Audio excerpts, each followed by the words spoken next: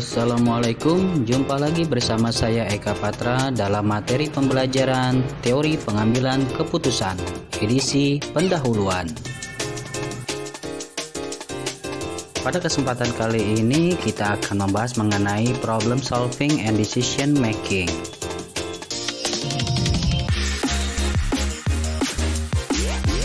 Selanjutnya, yuk kita coba bantu Udin untuk memutuskan minuman apa yang akan diminumnya pada saat cuaca panas seperti ini. Ini adalah merupakan salah satu ilustrasi kasus. Pada slide sebelumnya dapat kita lihat di mana Udin menghadapi situasi di dalam pengambilan keputusan.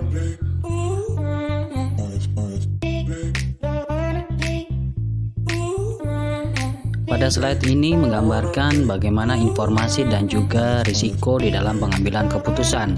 Pada dasarnya, situasi nyata yang dihadapi oleh setiap orang di dalam pembuatan keputusan adalah situasi di antara dua sisi yang ekstrim, yaitu di mana situasi antara keadaan yang mempunyai informasi tersedia dan juga 100% benar, dengan keadaan di mana informasi tidak tersedia. Keadaan di antara kedua ekstrim tersebut dikatakan beresiko karena informasi tersedia namun belum tentu 100% benar, sehingga hasil keputusan selalu mengandung risiko antara yang berujung kepada kegagalan atau keberhasilan. Pembuatan keputusan yang rasional. Pembuatan keputusan adalah sebuah proses yang tidak terlepas dari penyelesaian sebuah masalah. Ketika sebuah masalah itu muncul, maka penyelesaian yang tepat haruslah diambil. Dan ketika informasi tidak sempurna atau belum tentu 100% benar, pembuat keputusan akan dihadapkan pada lebih dari satu alternatif penyelesaian yang memiliki tingkat kemungkinan benar yang berbeda juga. Oleh karena itu, sebuah proses penyelesaian masalah dan pembuatan keputusan yang rasional akan mengikuti prosedur sebagai berikut. Yang pertama, menetapkan masalahnya dan faktor-faktor yang apa saja yang mempengaruhinya. Kedua, konstruksikan kriteria keputusan dan tujuan. Ketiga, rumuskan hubungan antara tujuan dan variabel-variabel yang ada. Keempat, identifikasi dan evaluasi dari alternatif yang ada. Kelima, tentukanlah pilihan alternatif terbaik. Dan keenam, laksanakan keputusan itu. Kembali kepada teori pengambilan keputusan, di mana teori keputusan merupakan pendekatan analitik untuk memilih alternatif terbaik atau cara terbaik untuk bertindak. Ini digunakan secara luas, bukan saja di dalam manajemen produksi dan operasional seperti analisis produk baru, tapi juga digunakan untuk analisis apa saja yang berkaitan dengan pengambilan keputusan manajerial. Ada 4 macam keadaan di dalam pengambilan keputusan. Yang pertama, pengambilan keputusan di bawah kondisi kepastian. Dalam hal ini, pengambil keputusan mempunyai atau mengetahui dengan pasti konsekuensi atau hasil dari setiap alternatif keputusan yang dipilih. Kedua, pengambilan keputusan di bawah risiko. Pengambilan keputusan ini mengetahui kemungkinan atau probabilitas akan terjadinya suatu kejadian atau konsekuensi dari tiap pilihan. Yang ketiga, pengambilan keputusan di bawah ketidakpastian. Pengambilan keputusan ini tidak mengetahui probabilitas kejadian yang akan terjadi untuk setiap alternatif.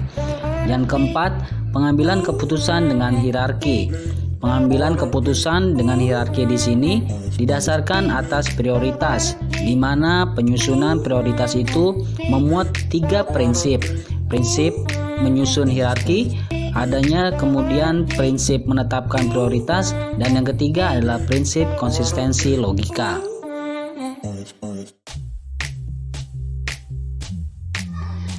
Yang pertama, keputusan dalam keadaan pasti. Pada lingkungan yang serba pasti, manajemen memiliki informasi dengan tingkat kebenaran 100%, sehingga keadaan yang dihadapi juga menjadi pasti dan hanya ada satu hasil untuk setiap alternatif keputusan. Karena situasi yang akan dihadapi serba pasti, maka hanya ada satu situasi yang akan dihadapi. Dalam hal ini, pembuat keputusan bisa mengendalikan nilai putusan dengan cara pemilihan alternatif putusan yang tersedia, tanpa harus merasa khawatir bahwa hasil keputusan itu tidak akan seperti yang diharapkan. Nah, di sini ada dua kolom. Yang pertama adalah kolom alternatif keputusan, di mana disimbolkan dengan simbol K. Di sini ada K1, K2, dan KM.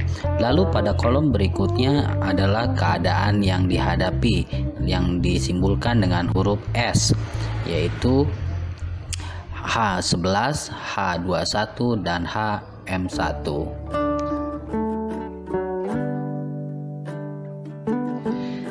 Baik, sekarang kita masuk kepada contoh pengambilan keputusan dalam keadaan pasti. Diketahui di sini Budi adalah seorang mahasiswa yang memiliki pengeluaran rutin per minggunya dan dituangkan ke dalam fungsi matematik berikut ini.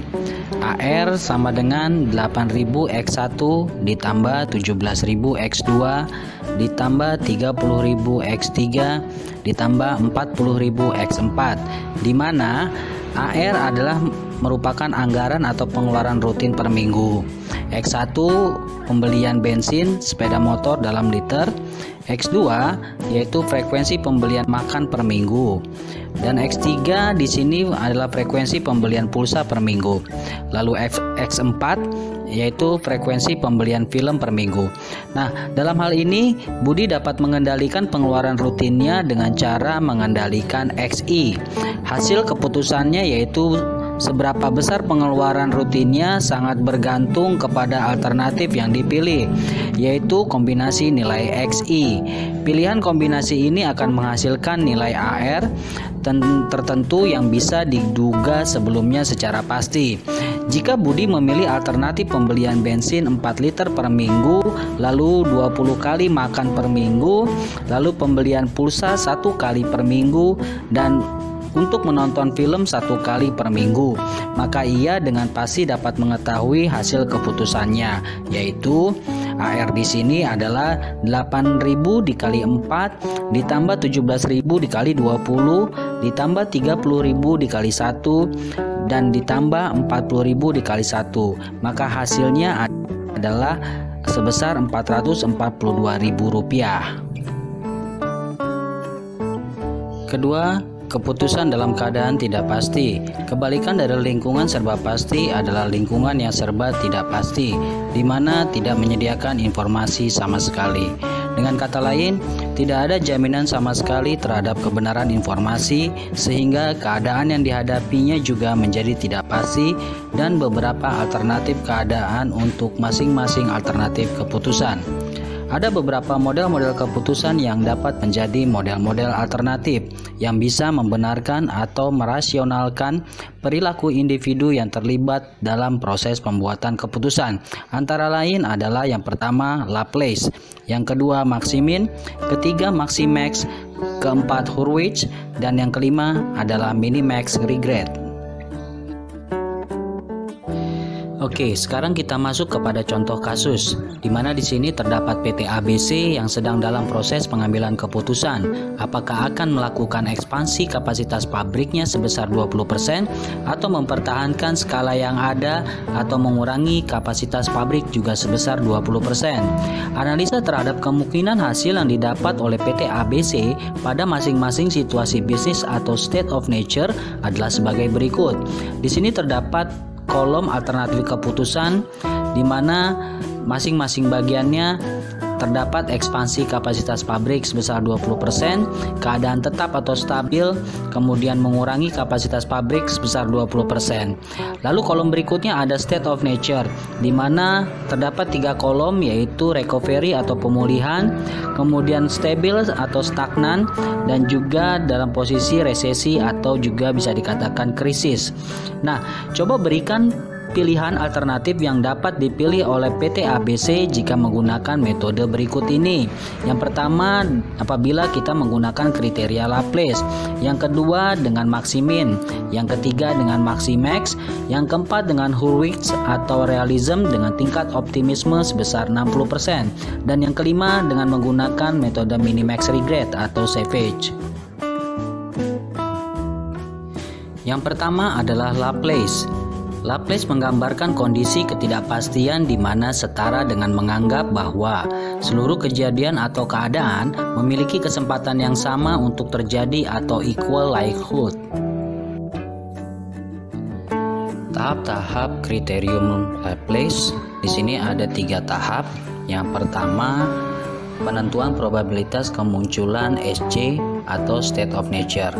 Nah, di sini karena kemunculan SC atau state of nature-nya memiliki peluang yang sama, maka probabilitas kemunculan SC dalam persentase adalah di sini rumusnya sudah ada, misalkan 100 dibagi N. Jadi misalkan state of nature-nya ada 3, tinggal dibagi saja 100 dibagi 3. Atau jika state of nature-nya ada 2, tinggal dibagi 100 dibagi 2. Yang kedua adalah penentuan nilai harapan atau expected value dari masing-masing alternatif keputusan. Nilai harapan masing-masing keputusan yang disimbolkan dengan KI adalah di sini expected value-nya sudah ada rumusnya, jadi nanti tinggal dikalikan saja. Yang ketiga adalah pemilihan alternatif keputusan terbaik. Pilihan dapat berubah, expected value ada maksimum atau minimum tergantung kepada nilai yang dinyatakan ke dalam HIC. Jika nilai keputusannya menyatakan laba atau kenaikan pangsa pasar dan sebagainya, maka pilih expected value yang maksimum. Nah, sebaliknya jika nilai keputusannya menyatakan biaya, waktu dan sebagainya, maka pilih expected value yang minimum.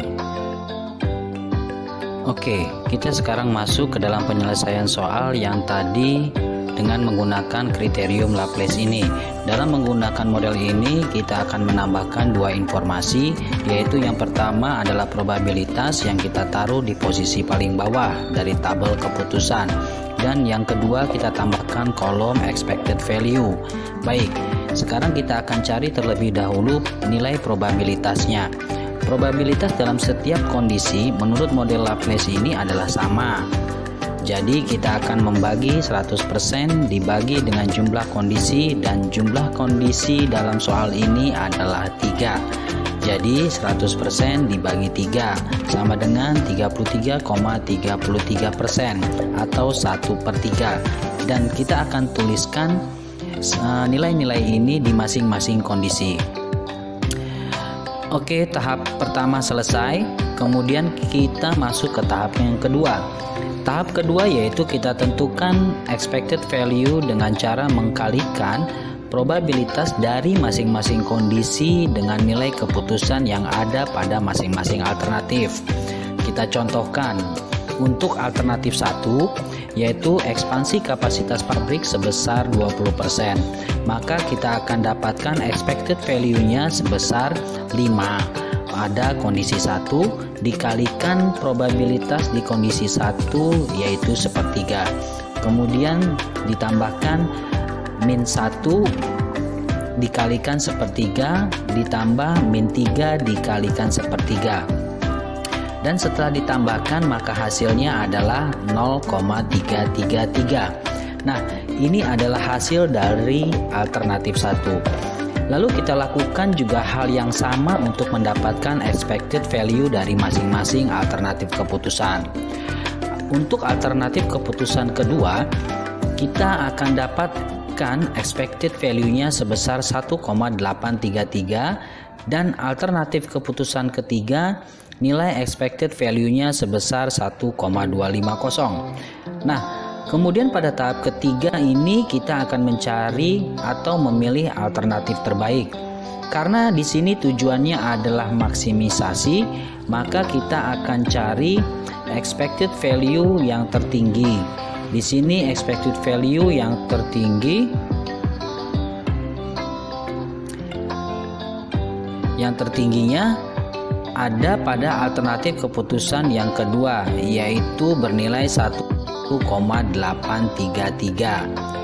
Nah, setelah kita dapatkan nilai expected value yang tertinggi, maka jangan lupa kita tarik satu kesimpulan, yaitu dengan menggunakan model kriteria Laplace di sini, keputusan tidak melakukan ekspansi ataupun mengurangi kapasitas pabrik sebesar 20% adalah keputusan yang lebih menguntungkan bagi PT ABC. Yang kedua adalah Maximin, yaitu proses pembuatan keputusan yang mengacu pada kriteria Maximin adalah konservatif. Dalam proses ini, pembuat keputusan akan memandang kemungkinan keadaan yang akan terjadi adalah buruk. Oleh karena itu, pembuat keputusan akan selalu memilih kemungkinan keadaan yang memiliki nilai keputusan minimum, dan kemudian secara rasional memilih alternatif keputusan yang menghasilkan nilai keputusan yang maksimum.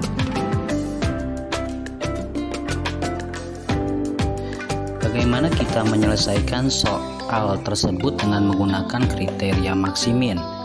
Yang pertama, kita tambahkan dulu informasi kolom nilai Maximin, atau kita namakan kolom terburuk, dan kita taruh di paling kanan dari tabel alternatif keputusan.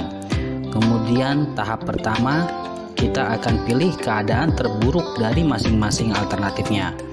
Contoh yang pertama, alternatif ekspansi. Di sini kita cari mana yang paling buruk keadaannya. Nah, di sini kita temukan dalam keadaan ketiga, di mana nilainya adalah -3. Lalu kita tuliskan pada kolom terburuk untuk alternatif 1. Lalu pada alternatif kedua kita tentukan mana yang terkecilnya. Di sini kita temukan nilainya sebesar 0,5. Dan untuk alternatif ketiga kita temukan nilainya sebesar 0,75. Kemudian untuk tahap yang kedua, kita akan lakukan pemilihan alternatif keputusan yang paling menguntungkan dari seluruh kemungkinan terburuk yang telah dipilih. Maka di sini atau pada kolom terburuk, nilai yang paling menguntungkannya adalah 0,75 atau alternatif ketiga, karena tujuannya adalah mencari maksimisasi. Nah, jangan lupa kita tulis kesimpulan bahwa dengan menggunakan model kriteria Maximin, keputusan melakukan pengurangan kapasitas pabrik sebesar 20% adalah keputusan yang paling menguntungkan bagi PT ABC. Dan yang ketiga adalah Maximax. Berlawanan dengan Maximin, kriteria Maximax memandang masa depan secara optimis, sehingga kemungkinan keadaan yang akan dihadapi selalu dipandang cerah, menguntungkan, dan atau paling baik. Dengan demikian, kriteria ini akan memilih alternatif keadaan yang memiliki nilai keputusan tertinggi atau maksimum. Selanjutnya, rasionalitas di dalam proses pembuatan keputusan tercermin di dalam pemilihan alternatif keputusan yang memiliki nilai tertinggi atau maksimum pada alternatif keadaan terbaik atau maksimum yang telah dipilih.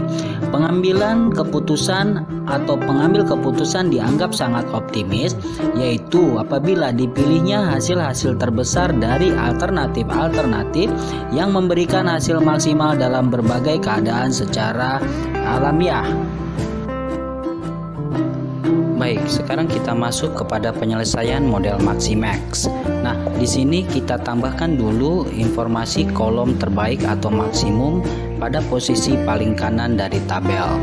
Nah, di mana di sini kita dapat melihat dari alternatif keputusan dari masing-masing state of nature-nya juga. Kita dapat lihat dari alternatif keputusan ekspansi kapasitas pabrik sebesar 20%, kemudian alternatif tetap, kemudian alternatif mengurangi kapasitas pabrik.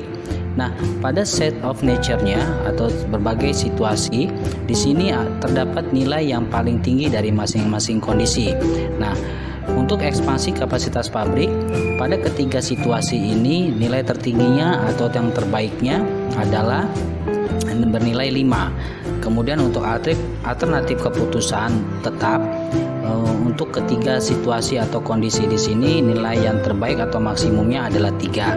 Nah, untuk alternatif mengurangi kapasitas pabrik sebesar 20%, dari ketiga kondisi state of nature di sini nilai terbaiknya adalah 2. Nah, pemilihan kemungkinan keadaan yang terbaik atau keadaan secara maksimum.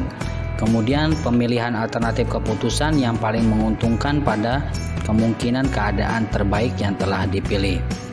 Nah, di sini nilai yang paling terbaik dari berbagai kemungkinan keadaan yang terbaik adalah pada alternatif keputusan 1, di mana ekspansi kapasitas pabrik sebesar 20% dengan nilai terbaik atau maksimumnya bernilai 5. Nah, di sini dapat disimpulkan bahwa dengan menggunakan model Maximax, keputusan melakukan ekspansi kapasitas pabrik sebesar 20% adalah keputusan yang paling menguntungkan. Kemudian yang keempat adalah kriteria realism atau Harwich, di mana di sini kriteria yang diajukan oleh Leonid Harwich menunjukkan suatu perpaduan atau kombinasi antara kriteria Maximin dan Maximax. Pada kenyataannya, pengambil keputusan jarang yang sangat pesimistik ataupun sangat optimistik. Pengambil keputusan yang tepat biasanya memperlihatkan suatu campuran antara pesimisme dan juga optimisme. Nah, sebagai akibatnya, Harwich menyarankan suatu koefisien optimism untuk mengukur tingkat optimisme pengambil keputusan. Pada kriteria ini digunakan koefisien optimis yang disimbolkan dengan alfa, yaitu skala untuk mengukur tingkat optimisme dari pengambilan keputusan. Nah, bagaimana cara mengukur atau cara mencari ukuran realism atau UR? Nah, caranya di sini adalah hasil maksimal dikalikan dengan koefisien optimism ditambah hasil minimal dikali 1 dikurang koefisien optimism. Oke, kita langsung saja menyelesaikan kasus tadi dengan menggunakan kriteria Harwich. Nah, dalam kriteria Harwich ini nantinya kita akan menambahkan kolom UR atau ukuran realism tadi yang telah kita bahas sebelumnya. Dan di sini kita akan menyederhanakan, di mana kita akan menghapus state of nature lalu dimasukkan rumus yang tadi sudah kita pelajari, di mana yang pertama adalah alfanya sebesar 60% dan juga 1 dikurang alfa sebesar 40%. Nah, di sini kita hanya akan menggunakan state of nature yang paling optimis dan juga pesimis. Jadi yang tengah-tengah kita tidak gunakan. Nah, pada alternatif keputusan ekspansi kapasitas pabrik, situasi atau state of nature-nya yang paling optimis adalah 5 di antara -1 dan -3. Nah, di sini dari 5 tersebut kalian kalikan dengan koefisien optimism ini sebesar 0,6, lalu kalian akan dapatkan hasilnya adalah 3. Maka kita akan dapatkan hasilnya adalah 1,8. Nah, begitu juga dengan alternatif keputusan yang ketiga.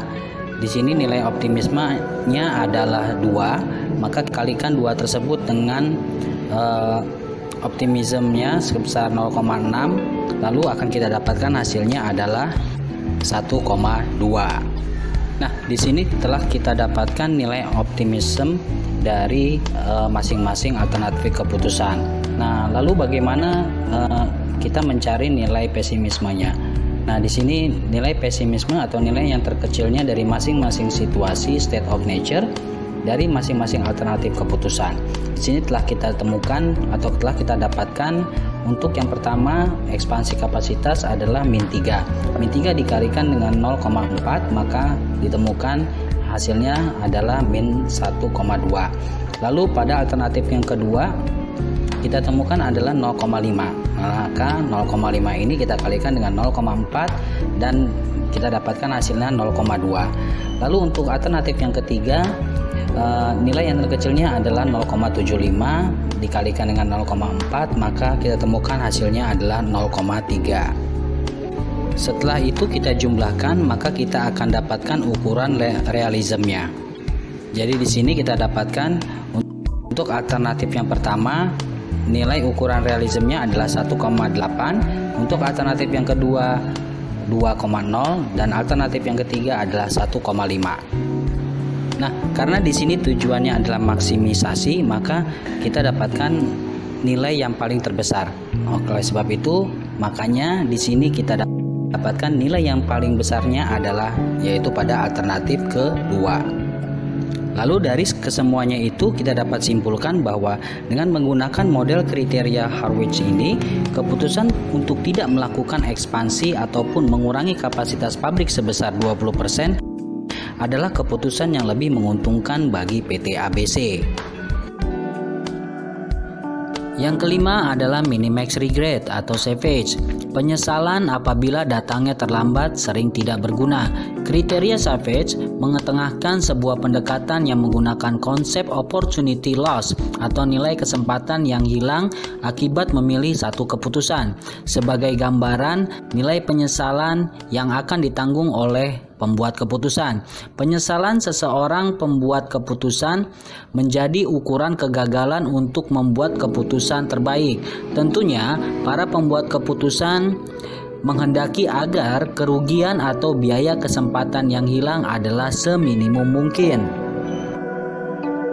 Baik, pada penyelesaian kriterium savage atau minimax regret, yang pertama kita akan membuat dulu tabelnya. Di mana di sini kita menentukan opportunity loss atau regret untuk setiap nilai keputusan dengan menyusun tabel opportunity loss, kemudian menentukan nilai opportunity loss yang terbesar dari masing-masing alternatif. Dan yang ketiga, pilih alternatif keputusan yang memiliki nilai maksimum regret terkecil. Nah, kita coba untuk kondisi yang pertama ya, pada situasi yang pertama pada tabel opportunity loss. Nah, di sini pada kolom state of nature, kondisi yang pertama dari masing-masing alternatif keputusan ada 5, 3, dan 2. Nah, maka di sini kita bisa tentukan mana yang nilai yang paling menguntungkan atau yang terbesar dari kondisi yang pertama. Nah, kemudian setelah kita mengetahui nilai yang terbesar dari kondisi yang pertama, maka kita cari sekarang selisihnya dari setiap alternatif keputusan untuk di masing-masing kondisi. Baik, kita contohkan adalah yang pertama, misalkan pada kondisi yang pertama untuk alternatif keputusan yang pertama 5 dikurang 5 hasilnya adalah 0. Kemudian untuk alternatif yang kedua 5 dikurang 3 hasilnya 2, dan alternatif yang ketiga 5 dikurang 2 adalah hasilnya 3. Nah, di sini kita telah mengetahui hasil dari tabel opportunity loss-nya. Baik, sekarang untuk kondisi yang kedua dan yang ketiga, kita melakukan juga hal yang sama seperti kondisi yang kedua. Dari nilai min 1, 2, dan 1, mana nilai yang paling terbesar? Nah, di sini kita temukan bahwa nilai yang terbesarnya adalah 2. Oleh sebab itu, maka kita akan cari selisih dari masing-masing alternatif keputusannya. Oke, kita langsung saja. 2 dikurang 1 dikurang min 1 sama dengan 3. Nah, kemudian 2 dikurang 2 sama dengan 0. Kemudian 2 dikurang 1 sama dengan 1. Lalu pada kondisi yang ketiga, nilai yang terbesarnya adalah 0,75. Maka dapat kita pastikan bahwa dari setiap alternatif tersebut nilainya adalah sebagai berikut. 0,75 dikurang min 3 adalah 3,75. Lalu untuk alternatif yang kedua adalah 0,75 dikurang 0,5, hasilnya adalah 0,25. Dan yang ketiga 0,75 dikurang 0,75 adalah 0. Baik, di sini saya akan coba jelaskan mengenai tabel opportunity loss ini.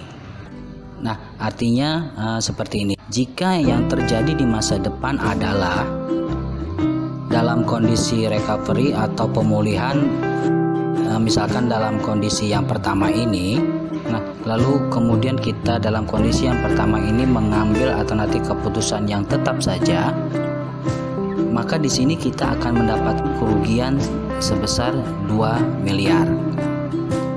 Atau kita kehilangan mendapatkan kesempatan untuk mendapatkan uang sebesar 2 miliar. Atau jika kita mengambil alternatif keputusan yang ketiga, maka kita akan kehilangan kesempatan untuk mendapatkan uang sebesar 3 miliar. Seperti itu. Namun, jika kita mengambil alternatif keputusan yang pertama, maka di sini kita tidak akan mendapatkan kerugian apapun karena di sini nilainya adalah 0. Baik, itu dari masing-masing angka pada tabel opportunity loss ini. Nah, lalu kemudian kita akan tentukan nilai opportunity loss yang terbesar dari masing-masing alternatif. Ya. Nah, kemudian di sini pada kolom maksimum.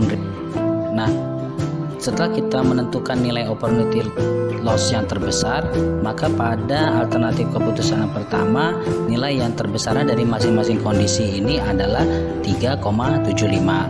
Kemudian untuk alternatif yang kedua, dari ketiga kondisi ini nilai yang terbesarnya adalah 2. Lalu untuk alternatif keputusan yang ketiga, dari ketiga kondisi ini nilai yang terbesarnya adalah 3. Lalu masuk kepada tahap yang ketiga, pilih alternatif keputusan yang memiliki nilai maksimum regret terkecil. Nah, dari kolom ini kita bisa lihat nih, mana yang nilainya kira-kira paling terkecil. Oke, nilai yang terkecilnya adalah nilai 2. Nah, dari sini dapat kita tentukan bahwa nilai keputusan maksimum dari regret terkecil adalah 2. Lalu berada di alternatif keputusan yang kedua. Nah, dengan ini dapat kita simpulkan bahwa dengan menggunakan model kriterium Savage atau minimax regret, keputusan tidak melakukan ekspansi ataupun mengurangi kapasitas pabrik sebesar 20% adalah keputusan yang lebih menguntungkan bagi PT ABC. Ketiga adalah keputusan dalam keadaan beresiko. Risiko adalah keputusan yang ditentukan oleh informasi yang tersedia. Semakin tinggi informasi kebenarannya, maka semakin rendah risiko yang akan ditanggung oleh pembuat keputusan, dan demikian pula sebaliknya. Berbeda dengan pembuatan keputusan dalam kondisi yang tidak pasti, di mana informasi sama sekali tidak tersedia, sehingga risiko sebuah keputusan tidak bisa diketahui. Pembuatan keputusan dalam kondisi yang berisiko menghadapi kondisi yang bisa diketahui kemungkinan kemunculannya karena ketersediaan informasi yang ada. Informasi ini bisa membimbing kita untuk mengetahui probabilitas kemunculan dari masing-masing kondisi. Nah, penyelesaian mengenai keputusan dalam keadaan berisiko di sini pada masing-masing kolom kita tambahkan informasi bisa dari lembaga keuangan yang kredibel, misalkan BI atau yang lainnya. Nah, di sini probabilitasnya pada setiap state of nature masing-masing situasi. Untuk kolom 1 saya tambahkan di sini sebesar 20%, kolom kedua 50%, dan kolom ketiga sebesar 30%. Nah, dari sini kita akan menambahkan informasi terkait probabilitas terjadinya masing-masing situasi, lalu menentukan expected value-nya. Caranya hampir sama dengan Laplace. Bedanya adalah kalau di Laplace nilai probabilitasnya adalah sama, sedangkan di sini nilai probabilitasnya berbeda. Nah, di sini juga caranya untuk menghitungnya adalah sama dengan Laplace ya. Di sini pada kolom yang pertama untuk alternatif keputusan yang pertama misalkan 5 dikalikan dengan 20%, kemudian min 1 dikalikan dengan 20% ditambah 3 dikalikan dengan 30%. Maka hasilnya kita masukkan ke kolom expected value di mana nilainya adalah min 0,4. Nah, kemudian lakukan hal yang sama pada alternatif keputusan yang kedua dan juga yang ketiga. Di mana yang kedua kita dapatkan expected value-nya adalah sebesar 1,75 dan untuk alternatif yang ketiga kita dapatkan expected value-nya sebesar 1,125. Lalu tahap terakhir adalah kita melakukan pemilihan alternatif terbaik. Tujuannya adalah tetap sama, yaitu maksimisasi, yaitu expected value yang tertinggi. Nah, dari sini kita telah dapatkan mana nilai expected value yang tertinggi dari masing-masing alternatif keputusan. Nah, di sini kita dapatkan nilai expected value tertingginya adalah 1,75, yaitu berada pada alternatif kedua. Nah, setelah itu kita tinggal tarik kesimpulan. Nah, dalam kondisi beresiko dengan kemungkinan terjadinya kondisi recovery atau pemulihan sebesar 20%, kemudian stagnan atau stabil sekitar 50% dan recession atau resesi sebesar 30%, maka keputusan untuk tidak melakukan ekspansi ataupun mengurangi kapasitas pabrik sebesar 20% adalah keputusan yang lebih menguntungkan bagi PT ABC.